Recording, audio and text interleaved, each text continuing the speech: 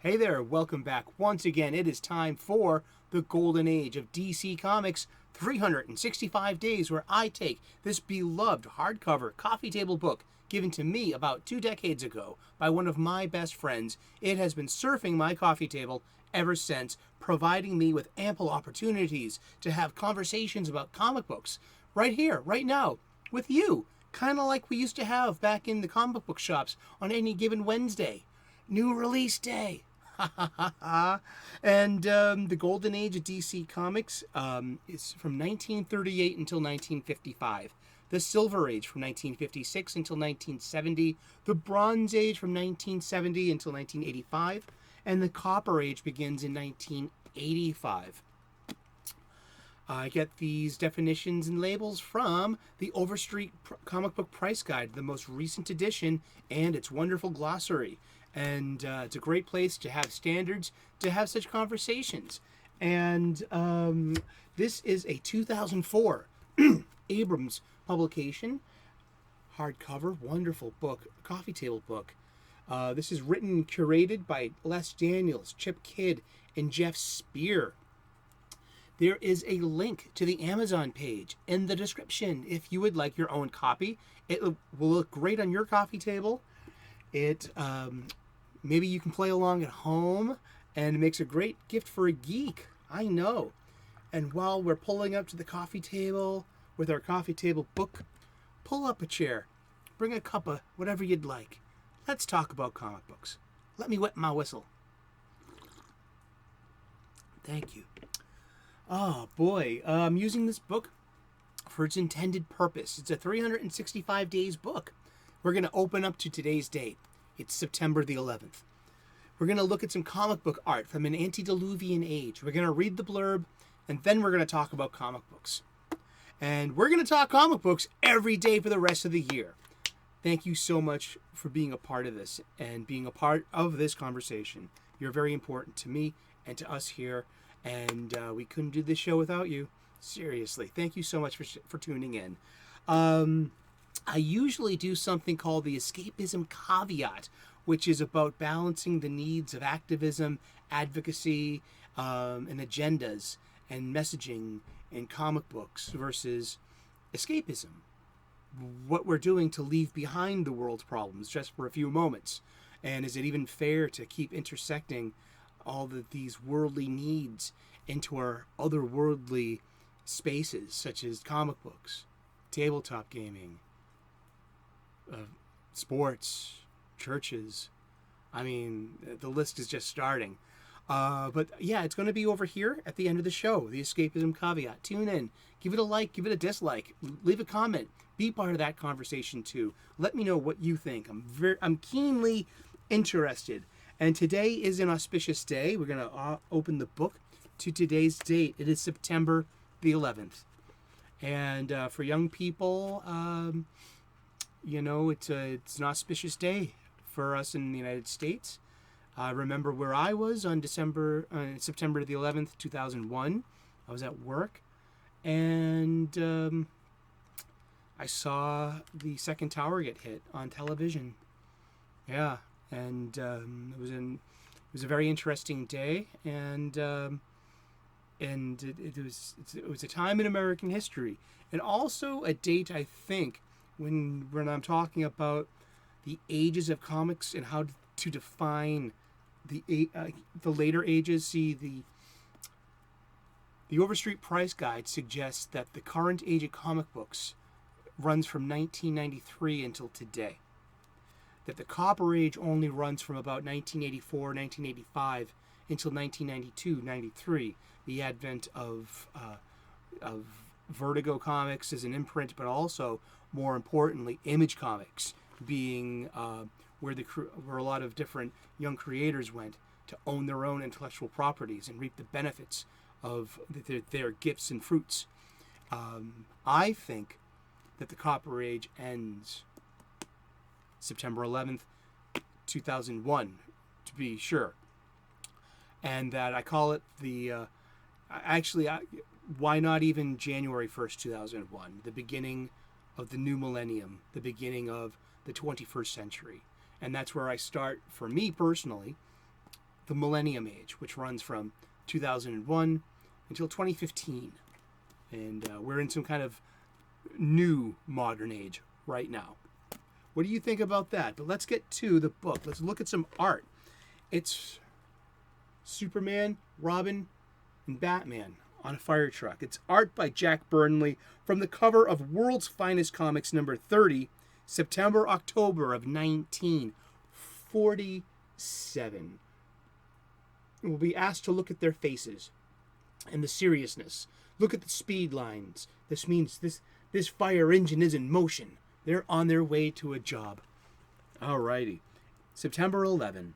Kids have always wanted to grow up to be firemen and to enjoy the excitement of the bells and the sirens in the big red trucks. It seems to be in this spirit that Superman, Batman, and Robin have hitched a ride on this cover. Yet on closer examination, their expressions are serious, and they seem to be acknowledging that this is no game. Real firefighters have no superpowers and no riders to get them out of tough spots. Their lives are really on the line. This is true, yeah. It's about firefighters, about first responders. It's 9/11 and the horrible cost of that day, and all the first responders who died that day doing their job. And I grew up next to a family of firefighters in the South Boston projects. I really did. And it was just an interesting, Medals of St. Anthony. Let's look that up real quick. St. Anthony. The patron saint of firefighters, right?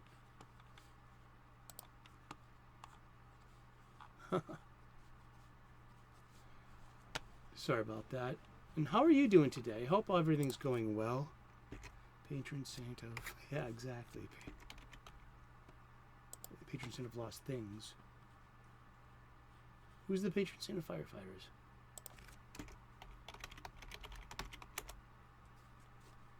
St. Florian. Ah, that's right. Okay, St. Florian. I was wondering. There was always there was a saint in my buddy's grandfather's doorway. And St. Florian. That's right. Okay. So comic books on 9/11 in 2001 kind of barely touched upon the subject matter. One famous issue was The Amazing Spider-Man, Volume 2, number 36. And I think it was written by J. Michael Straczynski, and it was the penciler was John Romita Jr., inked by Scott Hanna. And it directly addresses 9/11. And it's known as famously as the black cover because it's just a black cover. And no Spinal Tap jokes today, please, if you could be so kind. It's the day after, and it's Peter Parker at Ground Zero, and standing in front of a smoldering crater in his hometown, his stomping grounds. Spider-Man was known to put webbing between the Twin Towers to capture a fleeing foe in flight.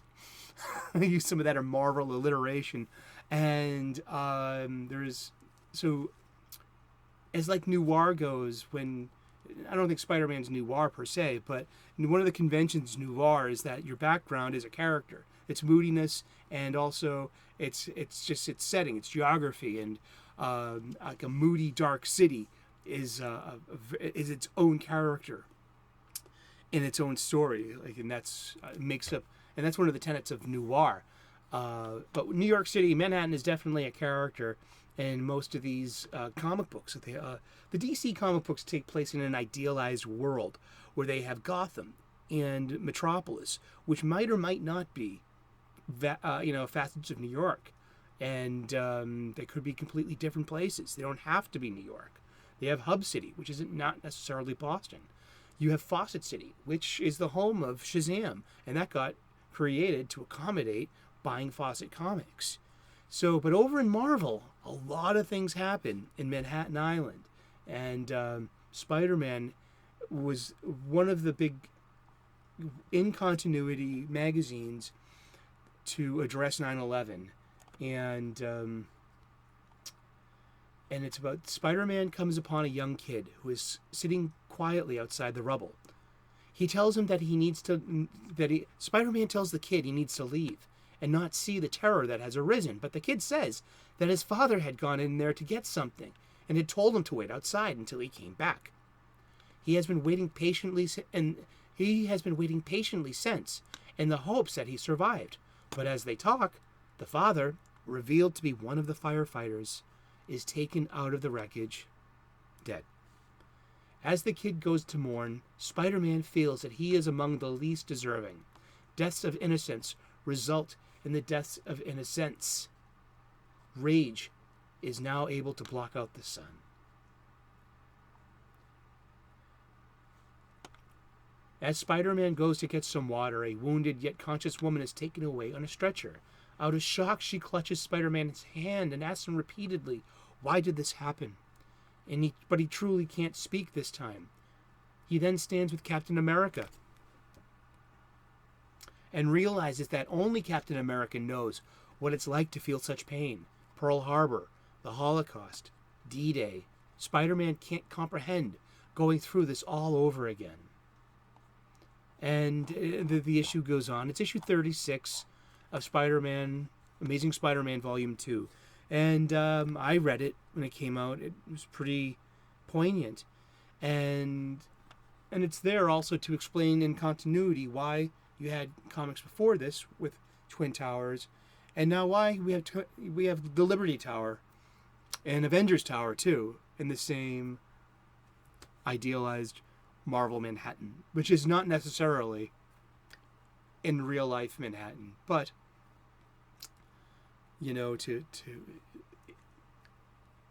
was it the intersection of reality into the comic book, or was it just about to more appropriately represent New York City after being wounded such? I think it's the latter of the two. Thank you so much for tuning in today. It's a solemn day, and we're going to cut it short here, and God bless. Namaste. Thank you so much for tuning in. We've been talking about comic books, and we're going to talk about comic books every day for the rest of the year. So tune in tomorrow, 3 p.m. U.S. Eastern, and we'll find out who we're talking about when we turn the page tomorrow. Please like and subscribe. I would love to earn your subscription. We make daily content here. We talk about comic books every day. We've talked about comic books every day since the year started. There's a playlist for that. Check it out. It will lead you right up to today and tomorrow and the rest of the year if you catch my drift. I'm an ordained minister, an amateur theologian. I'm a spiritual guy. We make spiritual content here. We talk about purpose and gratitude and spirituality as much as we can. I'm a chef. I'm a professional line cook. I make cooking videos. I'm also known as the Sultan of Soup, and I'm very proud of that. And I share a lot of my soups. It's under the What's Cooking playlist. Check that out as well. Thank you so much for tuning in. Namaste. God bless. Good luck. We will see you again tomorrow. Cheers. Bye-bye.